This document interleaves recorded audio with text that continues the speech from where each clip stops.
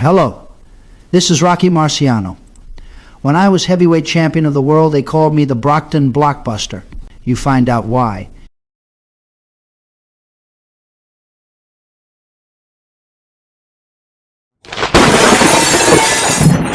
Welcome to the Rocky Marciano Archives, a channel dedicated to the life and career of the immortal champion.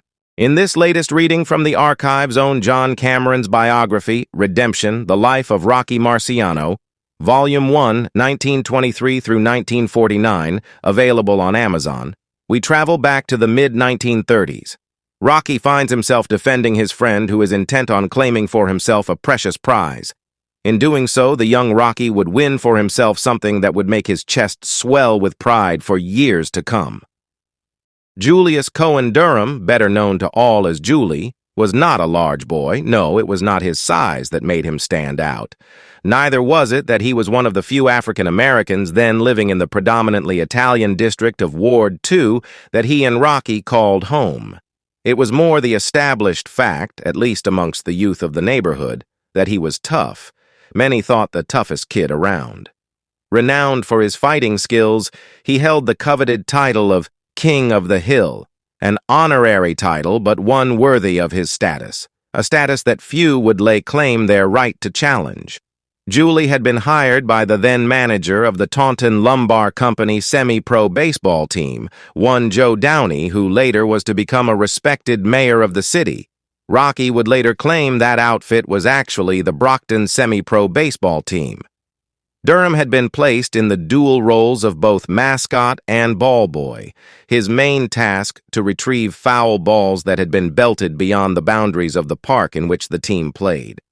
Up to this point, he had rarely come back empty-handed, but on this particular day, Rocky's friend Izzy Gold decided he needed a new ball.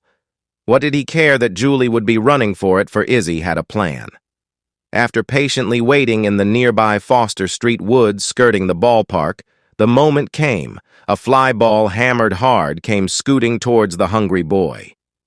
Inevitably, there was Julie. Running like a bull, Izzy had instantly pocketed the prize and claimed innocence when confronted by the raging Durham. Rocky, along with Eugene Sylvester, who had both accompanied the diminutive boy in an effort to distract attention away from their friend, offered to help look for it. But Julie was no fool. He knew who had it. He was absolutely sure, and he was absolutely right.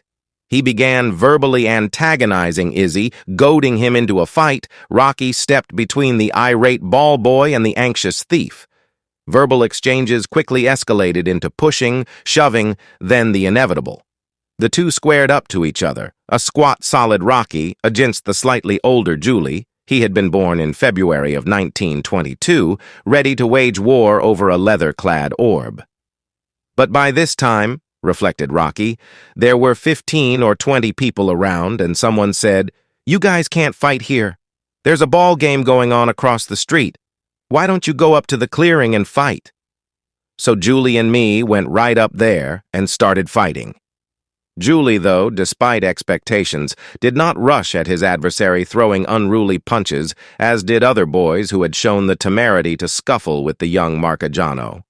Instead, he stood his ground, affecting a boxing stance.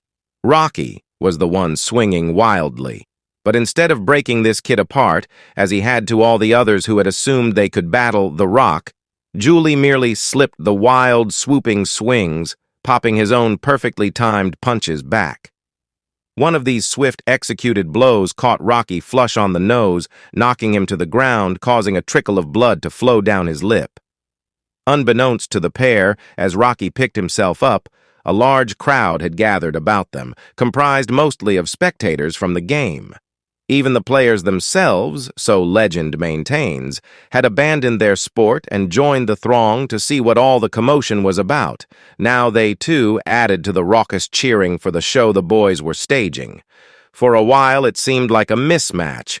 Julie's reputation had been well earned.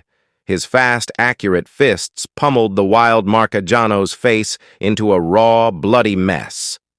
Suddenly, as if a precursor of what was to come later in his life, from seemingly out of nowhere, some say as Julie turned his face to talk to a friend, Rocky launched a looping overhand right, connected flush on the superior fighter's jaw, and sent him sprawling to the floor.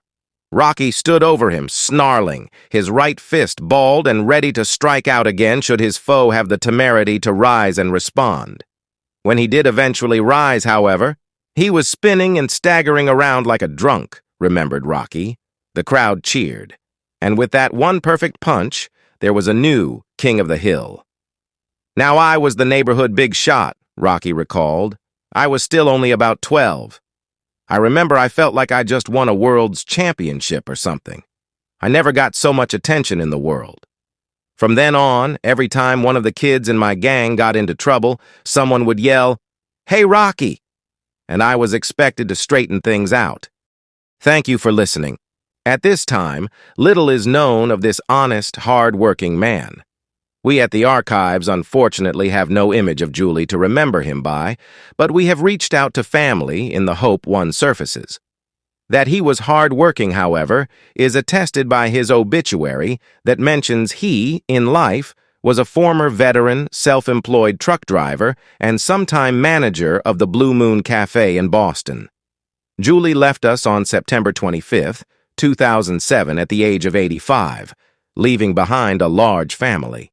His legacy much more to them than a mere scuffle in a clearing with a boy who would go on to world acclaim. We at the Archives remember you, Mr. Julius Cohen Durham. Thank you for your service and for your part in the life of the immortal champion. Join us again next time as we continue to explore the remarkable life of an extraordinary man. Until then, in the words of Rocky himself, just remember, keep your left hand high, chin down, and keep punching. If you like this content, then hit the subscribe button. To really support this channel, consider joining for just over $1 a month and unlock ad-free members-only content. Every member will play a key part in revealing the real Rocky.